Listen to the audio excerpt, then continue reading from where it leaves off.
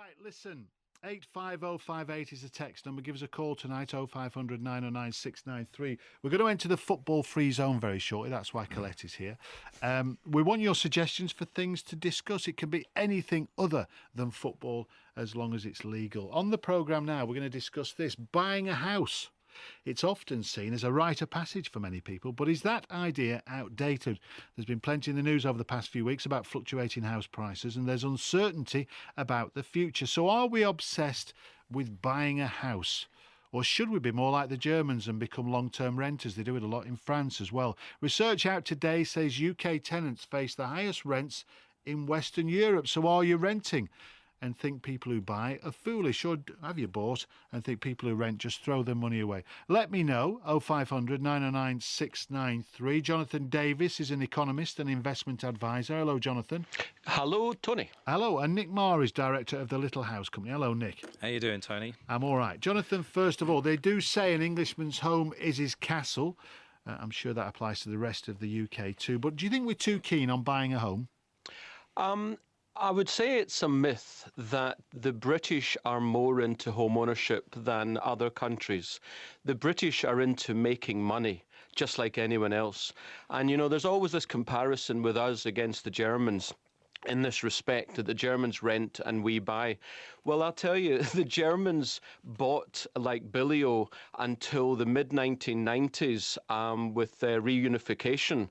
And then after that, when they went financially bust, they had a housing crash. So naturally, they stopped buying.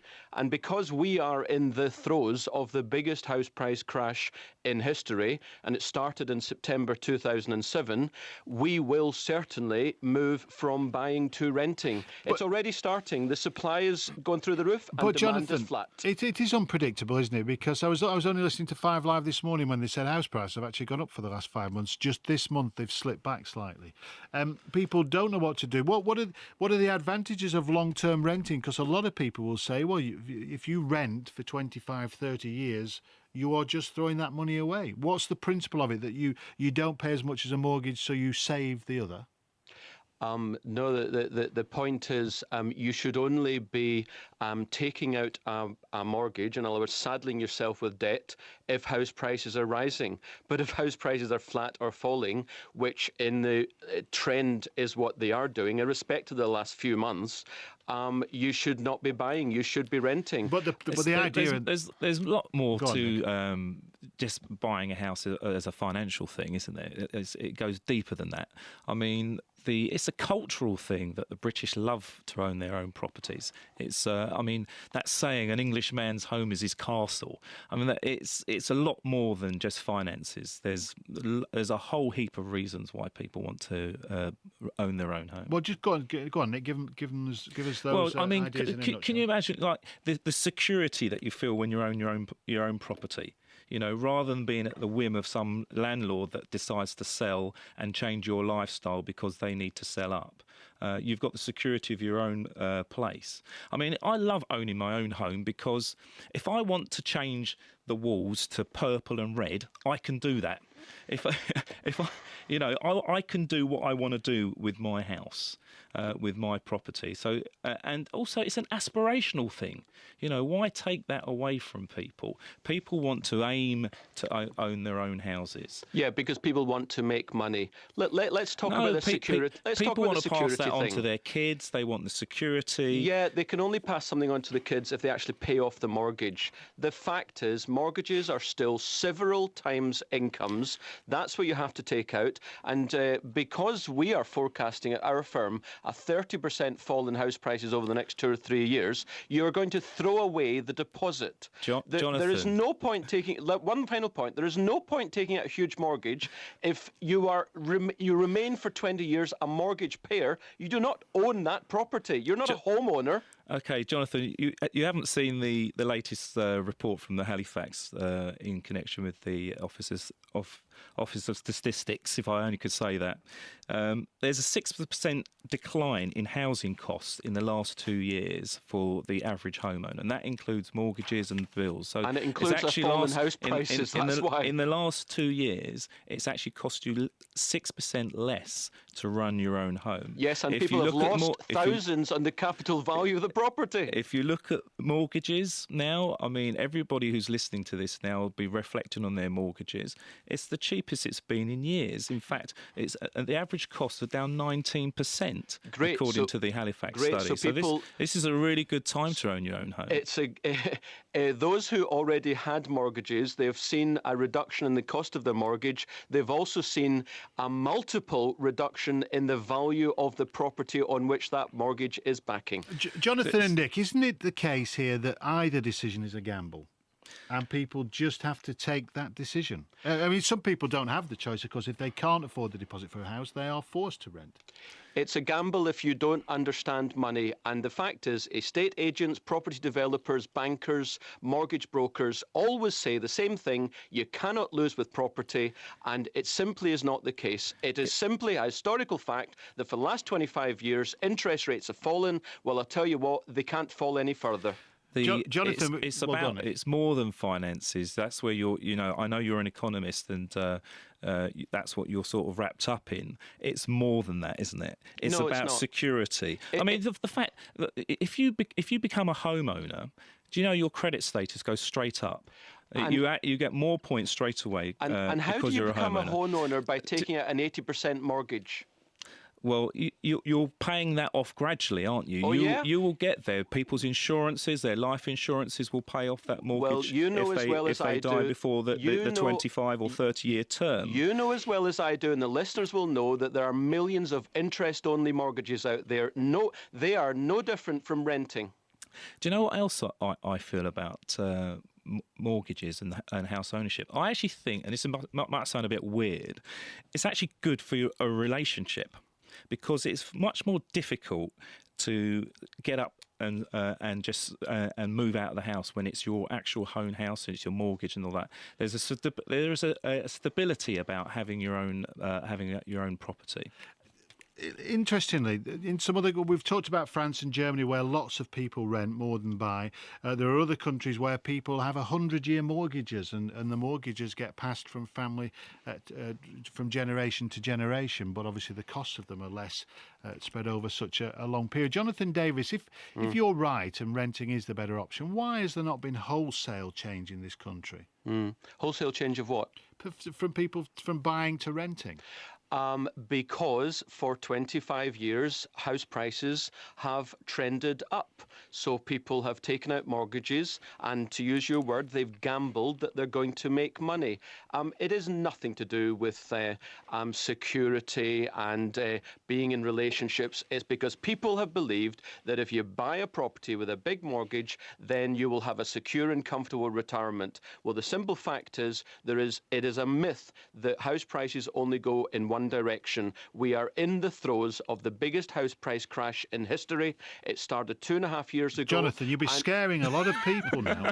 You will be scaring Mr. Doom and Gloom. You guys are laughing. This is an incredibly serious topic. There are lots of people out there who are up to their eyeballs in debt that they will never be able to pay back. And when you look at what George Osborne said last week, there's probably going to be hundreds of thousands more unemployed. Jonathan, it is a serious subject, and so is your landlord upping the rent. So is your landlord saying the landlord upping the rent.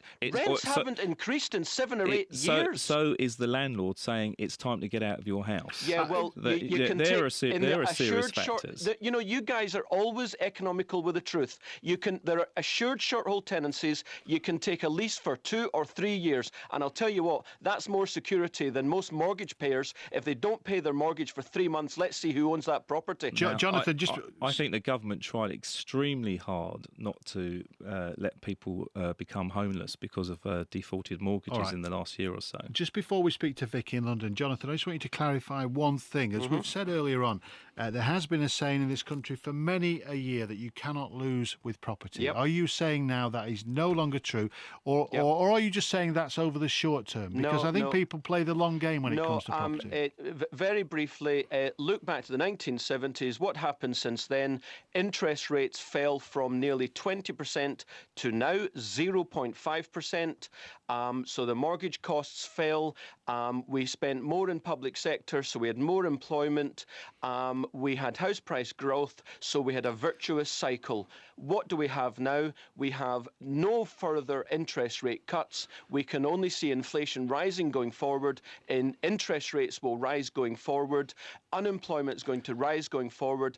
Buy-to-let, which was not the forever though, Jonathan. I'm talking about. I 10 think or 7 years No, is the term. If you keep a hold of a property for 7 years, 10 or 20 years is the cycle that we've had. And the cycle that we're going to have in falling house prices or flat. Just watch. The economics are self-evident. Okay, let's speak to. I promised we'd speak to Vic in London. Here he is. Hello, Vic. Thanks, Tony. But before I tell you about mine, can I just tell you about Jonathan? Jonathan is forever the king of doom. But hasn't he realised that properties in London now are almost back to the 2007 levels? This is what they've predicted in London. But I've just had to say that. But getting back to me, Tony. Let's get back to you, Vic. Yeah. Well, I live in a beautiful 3-bedroom Victorian house in Shepherd's Bush. Lovely. It's worth £700,000. I rent it from a housing association, and all I pay is £85 a week, and I'm very happy. I don't want to buy a property, Tony. I'm very, very happy. I'm not surprised at those I'm rates, very, Vic. very That happy, sounds and I've got great. that for the rest of my life, Tony. Have you? But are you not worried, Vic, that at some point the housing association can turn around and say, right, Vic, we're doubling the rent? No, I'm not worried about that. If that was £85 a week, that would only be £160 a week for a property that's worth £700,000, £800,000. I think that's pretty cheap, Tony. But no, honestly, seriously, Tony, no, I'm very happy. And the thing is, people can come to London, can go to anywhere, and you can exchange your properties through the council, through a housing association. You can get a better property, and you can move. Very often people that buy properties, they get itchy feet, Tony. They want to move. Yeah. After being in there 2 or 3 years. They say the cycle of actually staying in the property is between 2 and 5 years. People then they want to move. And consequently, most of their money that have gone from one house goes on the other, Tony. They don't gain an awful lot. No. Was it a conscious decision, Vic, of yours to rent over the long term, or did you fall into that? Tony, what happened was I actually came from Cambridge. I came from Cambridge, London, 20 years ago to a job. I had a nice council place in Cambridge. I did a mutual exchange, and I consequently moved a few times, Tony, to actually get what I've got. And I did spend money in them to make them look absolutely beautiful. And then I consequently went from a 2-bedroom to a 3-bedroom house. Okay. People moved down from my 3-bedroom house to a 2-bedroom. So there's a lot of mobility in that kind of market, Tony. Yeah, and also it doesn't matter, Vic. Nobody knows whether you buy or rent. Your house is your house. They have no idea. I bring them in here, and honestly, Tony, it's out of this world. And I thought it absolutely you have to stunning. qualify for that housing association property. There's got to be some sort of, criteria to qualify for that, because that's exceptional. I lived in London for years and I was paying £800-900 a month. You know. Well, no, but listen, I pay mine. I tell you what happened. They wanted to raise mine last year. Okay, they really did want to raise a considerable amount of money, and what happened was it went to the ombudsman, and the ombudsman came back with a rent. They wanted to raise it to £140 a week. Yeah. The ombudsman decided it was £85 a week. Incredible. Now, is that because you're on a low income? They had to go by that. Is that because you're on a low income, Vic? Yes. Okay, all right. Vic, we must move on. Thank you very much. The other voice you can hear is Colette Walsh, who's a journalist, and she's getting her teeth into a story there. I'm staggered. I paid a fortune living in London, and I've bought my house in Manchester, and it's the best thing I ever did. And I think back, my mum bought her house, our family home, 40 years ago for whatever, 1,500 quid, something ridiculous. And, obviously she's living in there 40 years on and doesn't have to worry about a mortgage. So I don't think you can be too, depressed about it all. Let's face it, Well, if you're not going to have a pension in 30, 40 years, you may as well own your house. Jonathan's still around. He'll be back to depress us very shortly. Here he is. And Colette, you're saying exactly what I just said. The last generation has made a fortune tax-free out of property. I'm saying to you, your listeners need to get this. The next generation are going to be saddled with unconscionable amounts of debt, and then you add on the government debt. There is absolutely no way on earth that what your mother and everyone else in that generation experienced is going to repeat. Okay. And Colette, you are going to lose a fortune on the house that you've just bought. Oh, I've made a nice little packet out of my house, actually. Not yet. You haven't sold it. Yeah, but I swear No, you're doing what people it's do. Trebled in value. No. Trebled Yeah, in when value. did you buy it? 15 years ago?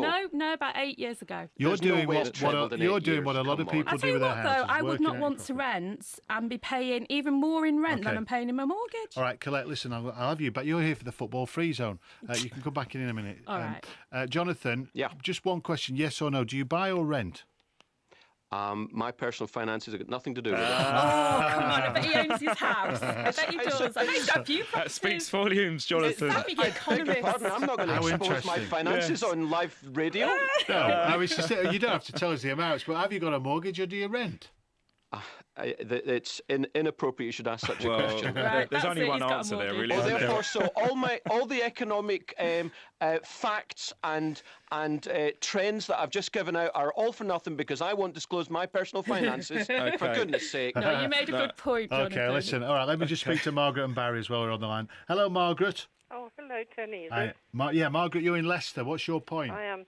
In 1931, my parents got married, and they did what most people did then. They put down a deposit on a house, and eventually the mortgage was paid off, and I inherited it. I've lived here ever since, and eventually my children will inherit it.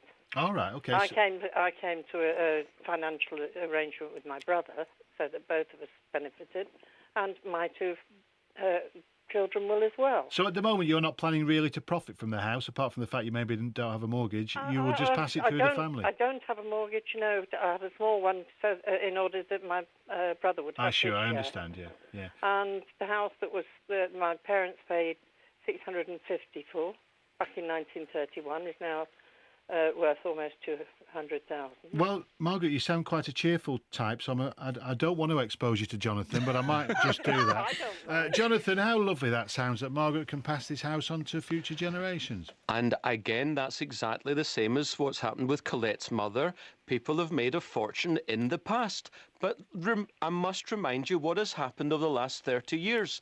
Interest rates have fallen from nearly 20% to 0.5%. True, yeah. We've had house price rises, which has created a virtuous circle. Now we have the opposite. Jonathan, you're telling me, I've got a 22-year-old son, so I've got to say to him, don't think about taking out a mortgage because in 25 years' time, you're not going to pay it off. Is that what you're telling me I should be telling my son? Yes.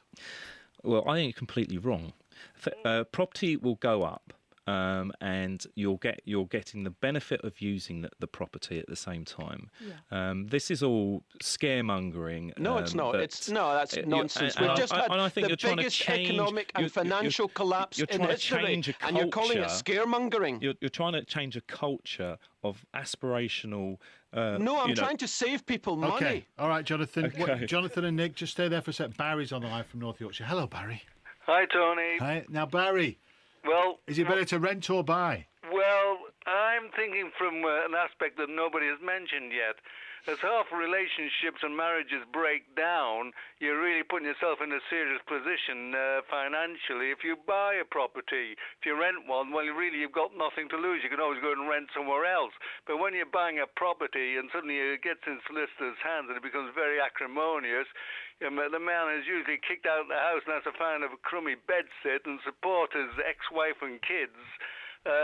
In a home that he has a share in. But you can't, Barry. You can't invest. You can't invest in the future on the basis whether your relationship breaks down. Well, can you've got to you? face reality that up to half the relationships will break down, so you must take that into account. Well, no, what to are you be going to do? Flog your house on a dead market? You're going to blow money, everything you've worked for.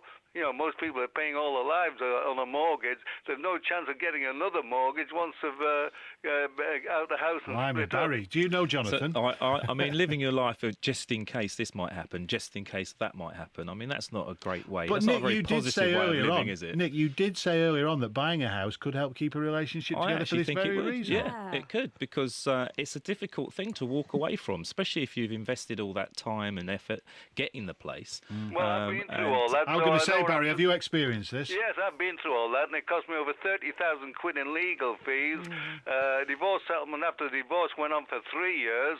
I ended up in court, 2 days in court, which cost me 30,000 quid, and that was 15 years ago. Okay, I've still got one property, but I lost various other properties, so probably I'm in a better position than most people.